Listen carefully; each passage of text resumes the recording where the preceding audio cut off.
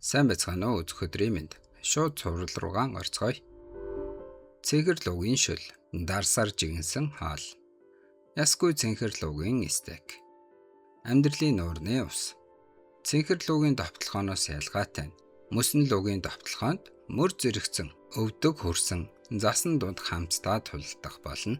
Тиймээс бидний хамгийн ихний хийх зүйл бол хүчрэхэг болох. Бүгдээрээ сайхан холлоорой. Луугийн мах маш их шимт хижээлтэй. Энэ нь зөвхөн маана, дэсвэр, хүч чадал, бас мэдрэхүйг нэмэгдүүлээ зогсоохгүй. Янз бүрийн элементийн эсэргүүцлийгч мөн нэмэгдүүлдэг. Амьдралын ус маш сайн эдгэх болон ариусгах шин чанартай. Мөн маанаг баг зэрэг нэмэгдүүлж насыг уртсгах болно. Минийхийг уурхмэ. Мэд тун удахгүй үнэхээр их завгүй болох болно. Сайн гихчин идээд хүчтэй болцгоо. Чи хизээ хоол хийж сурсан юм бэ? Ээжийн талын өвөө маань намайг баг бахад зааж өгсөн. Тэр хоолны газар ажиллаулдаг байсан. Чи ийм сайн тоогооч гэдгээ яагаад нууж байсан юм бэ? Би чамаар байнга хоол хийлгэн гэж айсан юм уу? Дашрамт хэлэхэд энэ зөв санаа байсан. Гэдэгт чи итгэлтэй байна уу Запир? Эрдийл өнөөдөр энд байхгүй байгаа. Цорын ганц хүн шүү дээ. Юу? Луугийн маха? Оо баярлалаа. Би татгалзъя. Гэдэс минь үнэхээр их өвдөж байна. Бид зөвхөн луу алсан биш. Бүр идэж байгаа. Тэр тоогоогүй мэт аашилсан ч энэ түүнд үнэхээр хэцүү тусаж байгаа байх. Хэрв тэр үүнээс болж дургуйцвэл яах вэ? Тэр далаар санаа зовлтгүй. Тэр хэтрүүлж аашлахгүй. Зөвхөн дуулганд нь байгаа хязгаарлах шивчлэгээс болоод ч биш. Надаас асуувал одоо ч түүнээс салхан дээр байх. За энэ хэсэгт дайрал яг ингэж хэлээд өөр зүйлс гардгүй болохоор нилээн бодож жаахан хайлт хийсний дүнд эрдийг асуудал болно гэж бодоод тэгж хэлсэн байж магадгүй юм. Эрдийг байхгүй хойгоор түүний талаар ярилцсан ч байж магадгүй байх. За одоо цааш үргэлжлүүлцгээе. Дартарусын шүтгчдийн тэргүүн саад болсон ч луугийн дайралтын бэлтгэл үргэлжилсээр байв. Эцсийн эцэст цаг хугацаа бол маш их хөдөлмөрөөр алдсан нөөц. Тиймээс үүнийг ухаалгаар ашиглах ёстой байлаа. Энэ бол энэ сарын Рорны дуудлага худалдааны бүртгэл. Харин энэ бол миний холбоо сүлбээгээрээ олж авсан урьдчилсан жагсаалт. Рорны дуудлага худалдаа бол твийн хамгийн том нь. Дуудлага худалдаа бүр дээр хэдэн сая алтан зоос эргэлздэг. Мөн домгийн зэрэглэлийн эд зүйлс хүртэл зарагддаг болохоор та эд зүйлээ бүртгүүлэх хүсэлт гаргалаа гэд тэр даруй тухайн сард дуудлага худалдаанд ордоггүй. Эд зүйлийг үнэлэхэд 1 сар орно. Дараа нь Рорны дуудлага худалдааны төвшөнд нийцэж байгаа эсхийг шалгахад дахиад 1 сар орно. Эцэст нь 3 дахь сард үнэлгээ бүрдэж дуудлага худалдааны он сар авсны дараа бүртгэлд ордог. Энэ албан ёсны бүртгэл нь сурчлагын зорилгоор тараагддаг. Харин урьдчилсан жагсаалт бол дуудлага худалдаанд орох тов нь гараагүй зүйлсийн жагсаалт. Ер нь бол дуудлага худалдааны газрын ажилчид энэ жагсаалтыг үзэх хэрэгтэй байдаг. Тэд дуудлага худалдааг сурталчлах шаардлагатай байдаг бөгөөд танилцуулагддаг эд зүйлс маш олон байдаг болохоор ихэвчлэн өргөдөл өгсөн өдрөөс хойш тухайн эд зүйл дуудлага худалдаанд гарахад 6 сар орчим болдог. 6 сар уу? Арай л урт юм аа. Бид мөсөн луугийн дайралтыг үүнээс хамаагүй эрт эхлүүлэхээр төлөвлөж байсан шүү дээ. Яг 2 сарын дараа. Тиймээс бид урьдчилсан жагсаалтыг сайн ашиглах хэрэгтэй. Нэгэнт эд зүйл дуудлага худалдаанд орохоор товлогдвол бүртгэлийг нь зуцалж болдоггүй. Гэхдээ тэрнээс өмнө сайн санал тавьбал тэд бүртгэлийг нь зуцалж тэгээд өөрт чинь зарах болно. Тэгэхээр бид юу худалдаж авах ёстой вэ? Өмнөх амьдралд мөсөн луугийн дайралтад юу хэрэгтэй байсан бол надад тийм дурсамж байсан бол замчлах байлаа. Харамсалтай нь энэ удаа би сохроор явж байна. Учир нь өмнөх амьдралд мөсөн луугийн довтлогоо болж байгаагүй. Тэгэхээр тэр мөсөн луугийн цайзуу. Эрди линдл цайзаас дайран өнгөрөх үед альтаар бусад олон хүний адил луугийн зүрхтэй зугцсан нээдийг хайхаар цайзаас гарсан байв. Гүнж цэнхэр луу болон мөсөн луугийн талаар санаа зовж байгаа юм уу? Тэгвэл сайн байна. Надад хүлээх хүсэл алга. Тиймээс би өөрөө очиод тэр луунуудтай жаахан уулзчихъя. Тэр ингэж хэлээд Линдл зайзаас яран гарсан. Гэвч түүний тийшээ авсан жинхэнэ шалтгаан нь луутай тохиролцож болох хэсгийг шалгах байсан.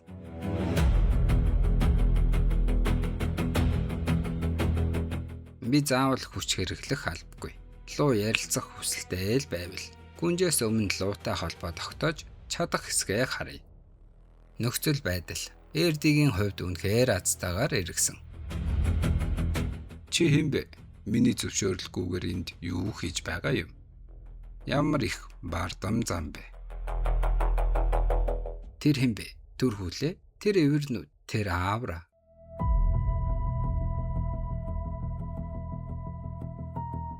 Чи миний эгч, Минамоснагийн үнэртэй байна. Тэр дахиад нэг хүнийг өөр дээрээ авсан юм уу? Түүнийг дими зүйл цагаа өрхөө бойл гэж түүнд байн гэлдэг. Ямар ч байсан чи юу хүсэж ирэв? Шинэ хүчээ над дээр дурших гэж ирсэн үү? Эсвэл луу устгагч цолыг авахыг хүссэн юм уу? Би бол мөсөн луу, Мирэня. Чиний хүссэн зүйл юу ч бай. Намайг ялж байж л олж аавна. Эрдид үүнээс илүү азтай тохиолдол хүсхээргүй байсан. Түүний хүсдэг цорын ганц зүйл бол багш болон түүнтэй адил луунуудыг хамгаалах. Үүний зэрэгцээ тулааны дон түүний сэтгэлд цэйлэгдсэн байв. Тэгээд хачиргалтайгаар мөсөн лууч мөн адил байлаа. Гайхалтай. Чи 5 дайралтыг давж гарсанд итгэж чадахгүй. Би зөвхөн чиний төлөө хүчээ тааруулсан болохоор хэр удаан дэсгийг чинь харцгаая. Минамоснагийн шавнар үүнийг дааж чадах ёстой.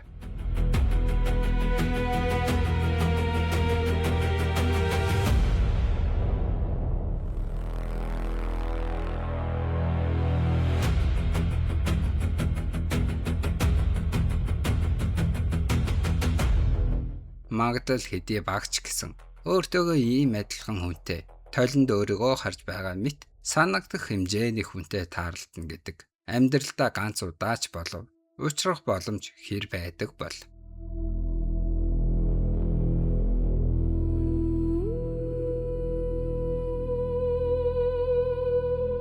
Баамтос энэ эзгүй арал хүртэл мөсөн луугийн амьсгалаар хөлдсөн уудам тэнгисээс өөр юу ч байгаагүй.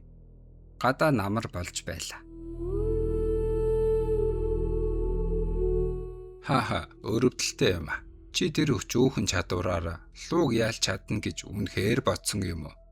Юу гинэ? Чи наадтай тулдахаар ирээгүй гэж үү? Тэгвэл нэр чинь хэн юм бэ? Ид чидийн гэмээр өвлийг тэд хоёулахна. Мэдээж энэ бүхэн ямар эмгэнэлтэйгээр дуусах төгсгөлийг тэд мэдлгүйгээр эхлүүлэх гэж байв.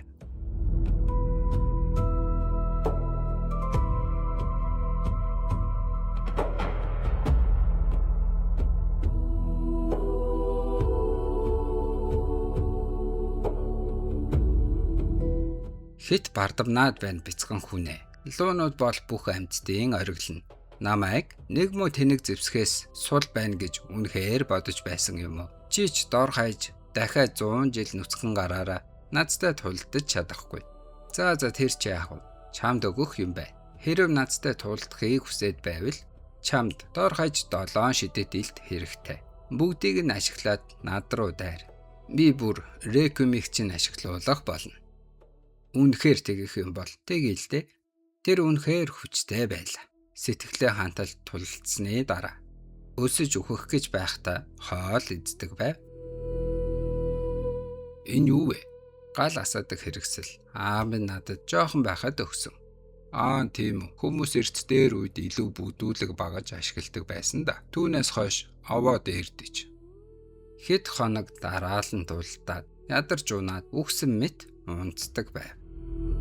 Энэ их хачин хүн юм а. Луугийн хүчнийхээ өчүүхэн хэсгийг л харуулхад хүмүүс өөрсдийн хязгаарыг ойлгоод тулдах хүслээ алдцдаг.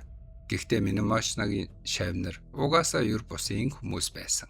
Тэдний нэг нь 12 нас хүртлээр хоосон бүрхүүл байсан. Харин түүнийг хамгаалагч баатар нь хүний дүр эсгсэн өөр зүйл шиг байсан. Тэр нэгэн хүүхдийг 20 жилийн дараач бодохоор бид өгшдөг. Гайхалтай биеийн бүтэц, төрөлхийн их маана, бас уян хатан байдал, хурдан ойлгох чадвар, хүчтэй зөн цовин, орон зайн мэдрэмж, айцад аван туулах зориг, түүнд хүчрхэг болоход хэрэгтэй бүх авьяас бий. Гэхдээ хамгийн чухал зүйл нь түүний тулаанд дуртай байдал. Бараг л дөхлөө. Би жаахан л ойрцсон бол түүнийг зохиж чадах байсан. Яагаад алдчих вэ? Надад өөр юу хэрэгтэй байна? Хүндийн төвөө өөрчлөх хэрэгтэй юу? Хурууны өнцөг ямар байсан бэлээ? Маанаг шахаж дэлбэлэх хугацаа ямар байсан бэ? Өрсөлдөгчийн зуршил юу байлаа? Би яг л нээлт хийхин даваан дээр ирчихсэн мэт санагдаж байна. Ахаад хідэн удаа би бараг хурцчлээ. Хараал идгэж тэр дэндүү хүчтэй юм. Би түүнд огт хүрэхгүй байна. Гэхдээ тэр чухал биш ээ.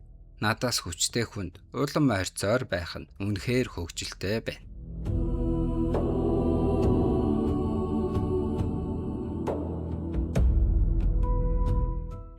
Ядарч өглөө.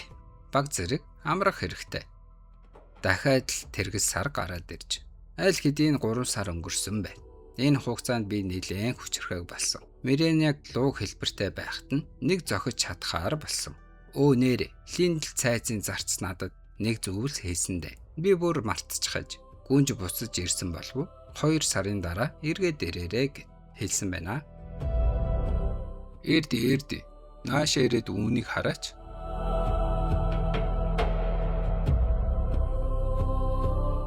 Түүлийн туяа байна.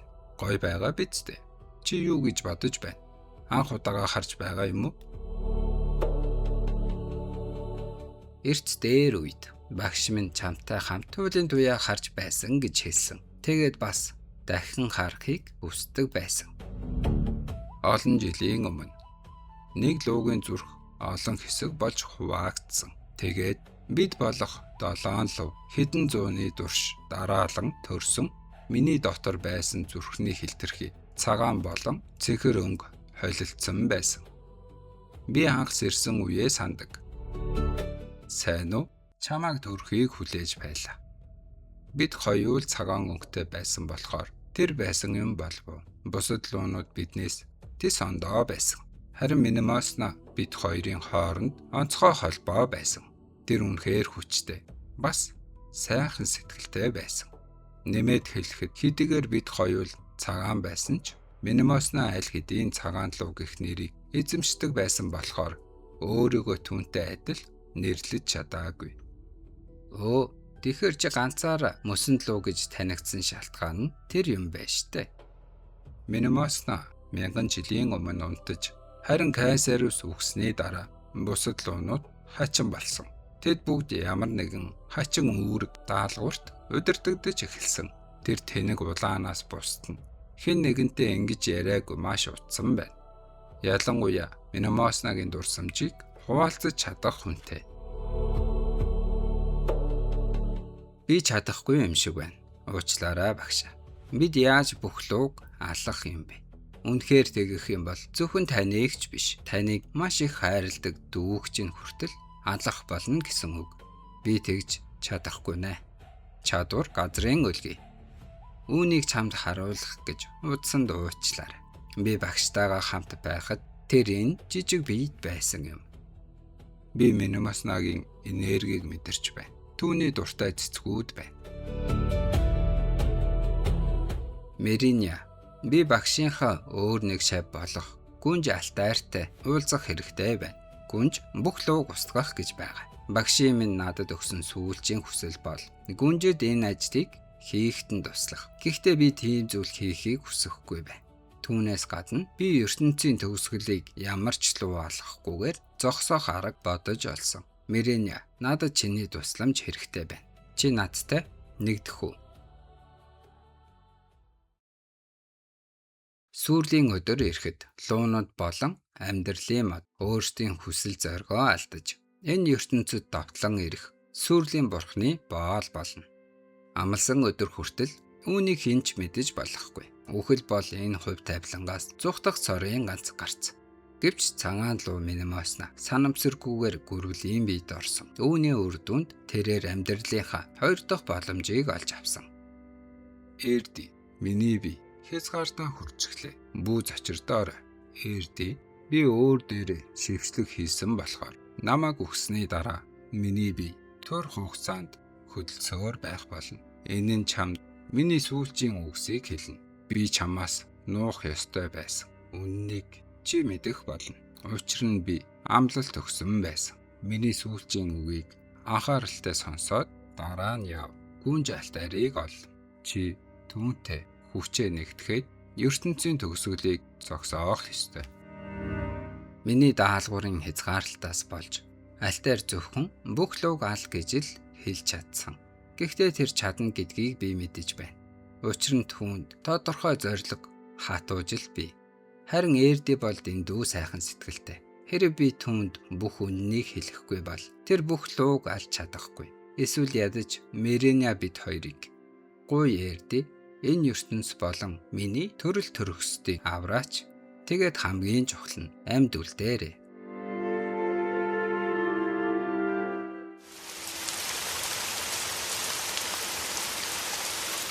Миний багш хэдэн сарын турш өөр дээрээ шившлэг хийснээр дэсшгүй өвдөлтийг дэвчсэн. Тэр намайг ертөнцийн нууцыг мэдээсэй гэж хүсэж байсан. Тиймээс тэр намайг сүүлчийн хүслийг нь биелүүлээсэй гэж хүсэж байгаа. Гэхдээ би үнэхээр багшийнхаа жинхэнэ бие болон түүний дүү, түүний адил бусад луунуудыг алах ёстой гэж үү? Арайчтай. Би яаж тийм зүйл хийж чадах юм бэ?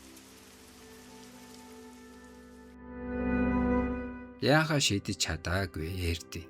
Хүмүүс тусалж байна гэсэн шалтгаан гарган шийдвэрээ хойшлуулсаар байв. Тэгээд нэг өдөр тэр Нинагийн нутаг дэвсгэрийн ойролцоох нэгэн аавд нэг зүйлтэй таарлцсан.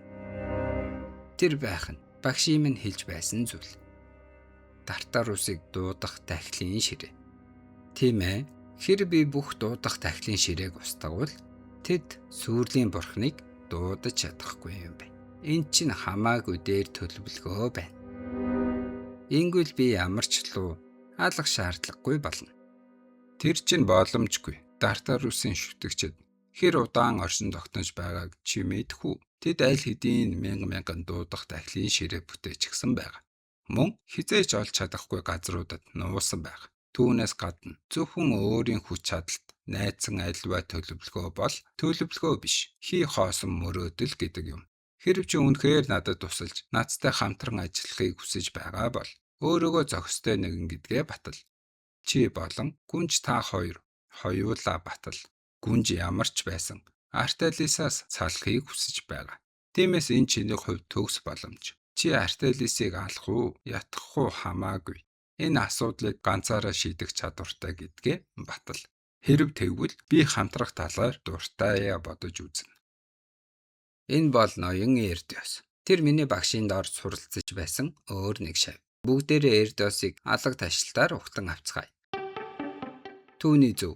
Би бол эр хүн. Би бүх зүйл дээр Меренад найдаж болохгүй.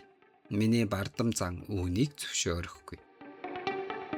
Үүнээс хойш 1 жилийн турш Эрди олсон бүх агуугаа цэвэрлэж байлаа. Мөн дайралтад хэрэгтэй маш олон эд зүйл цуглуулсан. Харамсалтай л юм. Би цэнхэрлуутай нууцаар уулзаад ярилцаж чадахгүй. Мерениагийн хэлсэнчлэн хэрэв цэнхэрлүү хүчтэй хоронд өртсөн бол тэр өөрийн ухаангүй байгаа. Хэрэв би түүнийг уурлуулчих юм бол ойр орчмын бүх газар сүрнэ. Тиймээс ямар нэгэн зүйл тохиолдож магадгүй гэд дайралтын багийнхантай хамт очих нь хамаагүй аюулгүй. Тэгэхээр одоохондоо би гүнжид тусалж байгаа дүрсгэн. Би цэнхэрлүүг өөрийн талд оруулж ятгах чадвал гүнж миний зөв байсныг ойлгоод миний төлөвлөгөөг дагах болно. Бид цэнхэрлүүгийн дайралтад илүү их хөрөнгө оруулалт авсан. Энэ бүхэн чиний ачаар Эрди. Тэгж даруй загнах хэрэггүй дээ. Дайралтын багт сайн дураараа нэгдэх хүмүүсийн тоо ихээр нэмэгдэх болсонд би танд талархаж байна. Намайг Ральф гэдэг. Би хөлсний цэрэг. Тэр жаал энэ дайралтын багт байгаа гэж сонслоо. Би түүнд ялагдсныхаа төлбөр болгож туслахаар ирлээ. Намайг Фэд гэдэг. Гүнтэн Жорнетийн намайг явуулсан. Цалин хэд билээ? бүх бэлтгэл асуудалгүй явагдаж байв. Цэнхэр луугийн довтлогоо одоо эхэлж байна. Урд шугам амьдралын нуур руу хөдөл. Миний ард битээ хоцроорой жаалаа. Өөртөө л хэл. Би ганцаараа тулдсан дээр байсан. Яагаад бид хамт явах болчихов?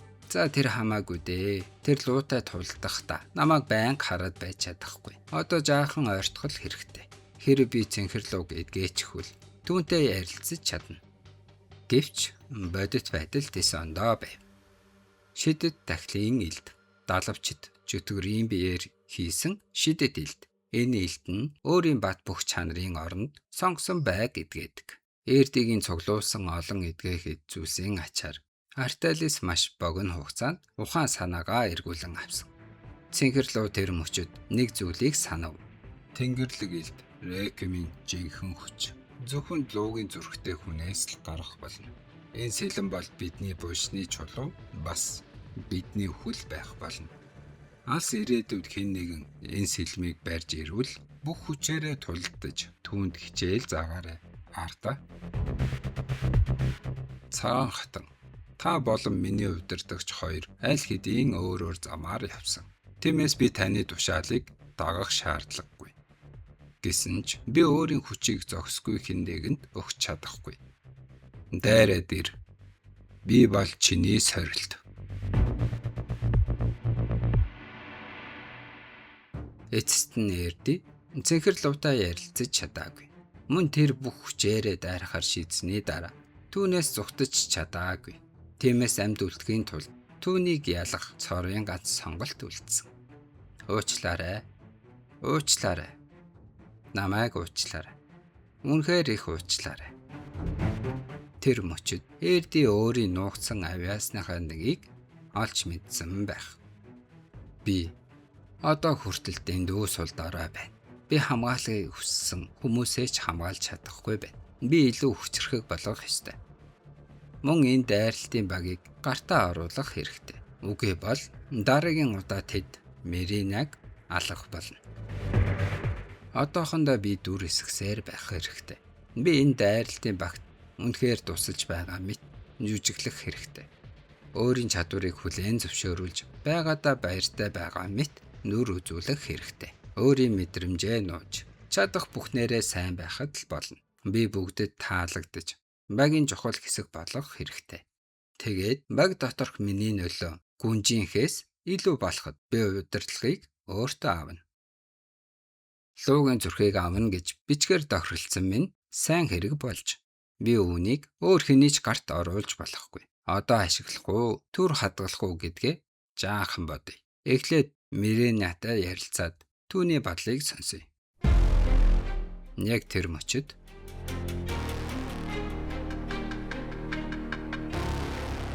цэнхэр луугийн гидсэнд нуугдаж байсан чөтгөр Рамил луугийн биеэс гарч ирээд луугийн зүрхийг авсан. Түүний хорд луугийн зүрхний хүчтэй холилдож бүтэн ойг хамарсан дэлбэрэлт үүсгэсэн. Эрди цэнхэр лууг аварч чадаагүйгээр зогсохгүй. Луугийн зүрхийг ч мөн адил алдсан. Түүний хувьд энэ дайралт бүрэн бүтэлгүйтэл байсан. Чи яагаад тэгсэн юм, Фэд? Яагаад намайг зогсоосон юм?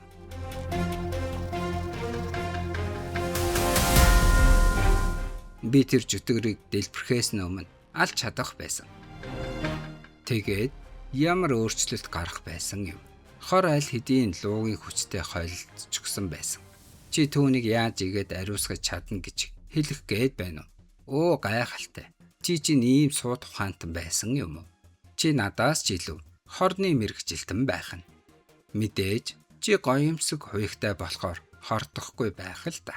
Гэхдээ чи тэр их хоронд бүрхэгдсэн чигээрээ дайралтын баг руу буцаж ирвэл юу болохыг бодож үзсэн үү? Хор тархахгүй, эсвэл халдварлахгүй гэдэгт чи яаж тийм итгэлтэй байж чадаад байна?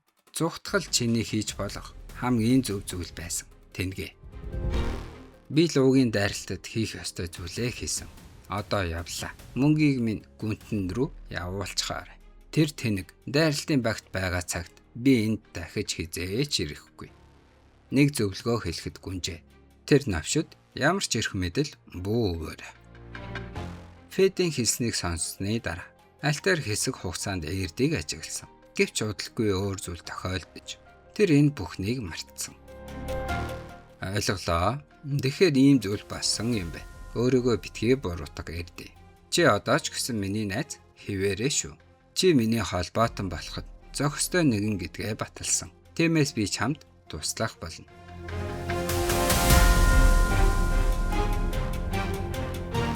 Их ой болон Данаклийн үр тарианы бүс Миренягийн амьсгалаар хөлдөж, үүний үр дүнд Данакл тариалангийн газар байхаа болсон ч Миреня усны урсгалыг хөлдөөж, хорыг бүх төв даяар дарахаас нь зогсоож чадсан.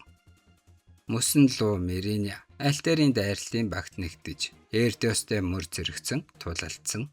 Ингэж тэр Луугийн баатар гэсэн цолыг олж авсан. Тэгээд тэр мөчөөс эхэлсэн дайралтын баг замаас хазааж эхэлсэн.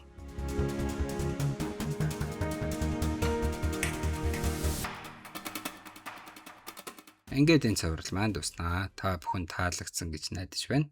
Тэгвэл see ya.